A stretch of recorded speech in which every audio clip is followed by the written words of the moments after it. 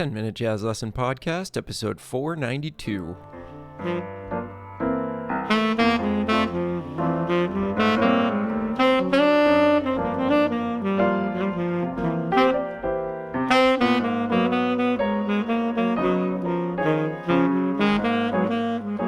Hey everybody, welcome back to part 3 in our series on the altered sound, and today we're going to get into some really juicy sounding stuff, some of my favorite ways to use this sound, which involve a whole bunch of triads. Not triad pairs necessarily, but the triadic sound. So if you haven't checked out parts 1 and 2 yet, I do suggest doing that to get caught up. And another thing that I always mention here is that there's always a video version of this podcast on my YouTube channel. If you just go on YouTube and search for my name, Nick Maynella, it'll be the latest video on that channel. If you want to see any of the examples that I'm talking about on the screen and get a fuller picture, feel free to do that. But basically, so far, we've covered scales and how to practice hearing the sound of a melodic minor scale over a dominant chord. And then last week, we did something a little bit reminiscent of what we're going to do today. We examined the vertical nature of how these things sound. Okay, so we know if we have a G7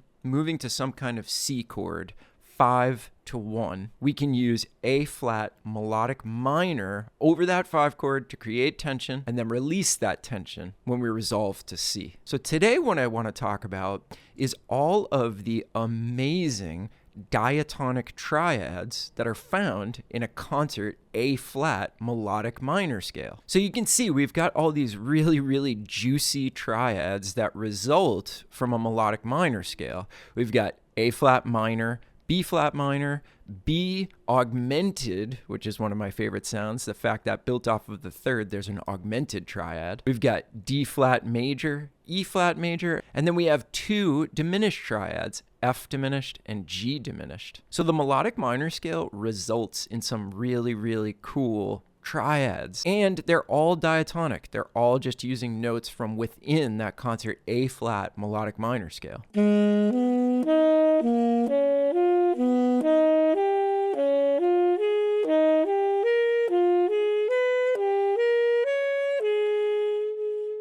And it might be cool to get familiar with these triads, try to play them in a bunch of different ways. So I played them as groupings of 3s, just ascending.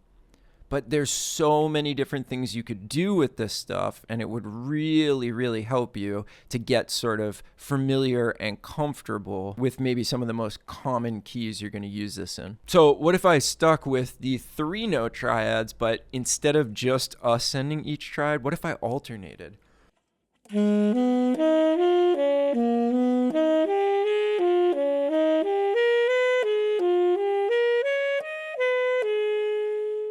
You see, there's so many different ways to manipulate these sounds. This could be a good way to warm up before you work on altered. Okay, so the idea here is to grab some of these triads, interesting ones, and use them together to create tension. And a triadic sound is so cool because it draws your ear to the tonality of that triad right away. So these lines are really striking because they're just so clear and they're shifting through these different triads. So I've got 4 examples prepared for you today to just give you an idea to the power of putting some of these diatonic triads together. But really, this stuff is infinite. You can always come up with a different combination, a different shape of playing them, a different thing to combine them with. And that's why I think this stuff is so cool. All right, so we're going to start by doing 2 examples that resolve to a concert C major chord. So in this first example, what we're doing is we're using 2 diatonic triads from a G Mixolydian scale. So we're using the root triad, a G major triad, and then I'm using an F major triad, so a triad built off of the flat 7. And then in the second measure, I'm going to use 2 triads from that A flat melodic minor scale. So the one in red is an E flat concert triad, and then the one in purple is an A flat minor triad. Now again, I wouldn't call these triad pairs because most of the time when people talk about triad pairs, it's using 2 triads that don't have any overlapping notes. These 2 do, but I still think it sounds really, really cool. So I've got some nice inside triads, and I move to a measure of outside, and then I resolve that. Here's what the first example sounds like. 1, 2, 1,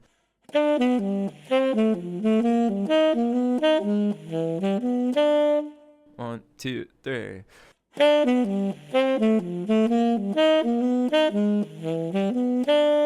And even without any like backing track or accompaniment behind, you could hear the line on its own, just like the shape of it and how it draws your ear to all these different tonalities. It sounds so cool, in my opinion. It's just an interesting line that stands on its own. All right, let's look at the second example. So again, in this model, I'm using a diatonic triad in the first measure, and it happens to be F major over that G7 chord. And then again, I'm grabbing 2 triads from the A flat melodic minor scale to create tension, and then I'm going to resolve that. The 2 triads from A flat melodic minor this time are A flat minor. I do love that triad. Then I am using the B augmented triad. Remember how I mentioned I really, really love that sound? And it's a great, great way to build tension. So this is what example number 2 sounds like. 1, 2,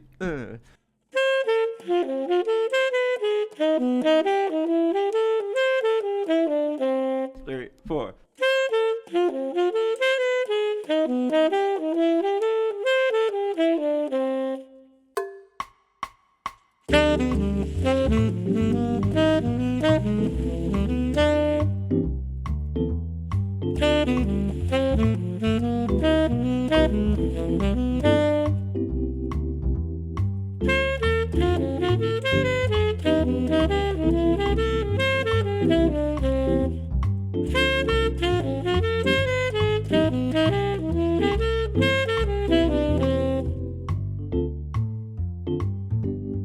Okay, so as we talked about last week, if we're going to resolve to major, we might as well work on resolving to minor as well, because altered just works so well in a minor key. So now you'll notice I am thinking about the 2 chord, right? So I have that concert D minor 7 flat 5 in the first measure. And then again, over that G7 chord, I'm just thinking about the A flat melodic minor scale and using the triads there. So this is a great example on how in the first measure, you could use some horizontal scale-based stuff, and then you can contrast that with some vertical triadic playing in the second measure, and then resolve it. And I think this works so beautifully. So you can see in the first measure, I'm just going up a scale like we talked about in that first episode. And then again, look at the triad that I'm using here in red. It's another A flat minor triad. And then I'm using a D flat major triad. So that's giving you like tritone sub vibes. But the cool thing is I'm using the A flat minor triad before it. So it gives it like a super, super interesting sound.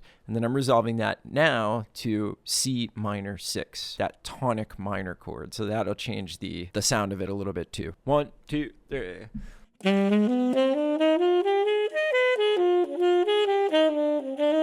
1, 2, 3.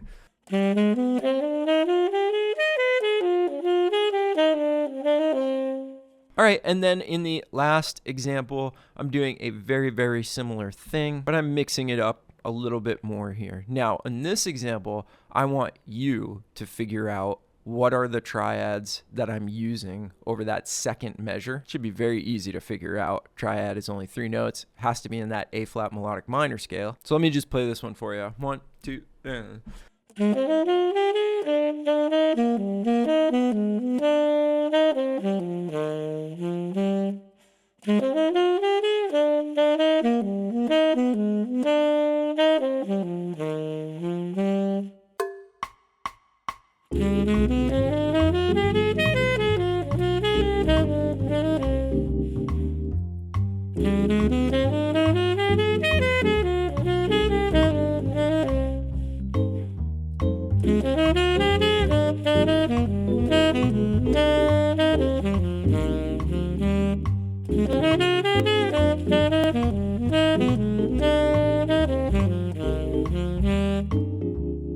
All right, so there's your 4 examples for this week. So now all that's left to do is, if you want to study these, great, but I also want you to write your own. So for all the people supporting the channel that get the worksheets and all the supporting materials every week, you're going to get some space on the bottom of the sheet to write your own. And then, of course, you could spill over into your own notebook or whatever. But the idea is to just use all those triads at the top of the page, come up with 2 interesting ones to put together, or maybe more than 2, and see what happens. Start exploring with this stuff. Now, if you're new to my channel and you don't know what I'm talking about when I say channel supporter, all of the accompanying materials with these lessons are available if you choose to support the channel with a small monthly donation. And you'll find a link in the description and probably in a pinned comment on how you can go over, join my online jazz education platform, Jazz School. That's totally free. You never have to pay a dime to be part of that community. But if you want to support the channel, you'll find all the instructions in there and you can get your hands on all the materials. And one thing that I'm going to include this week is another trading track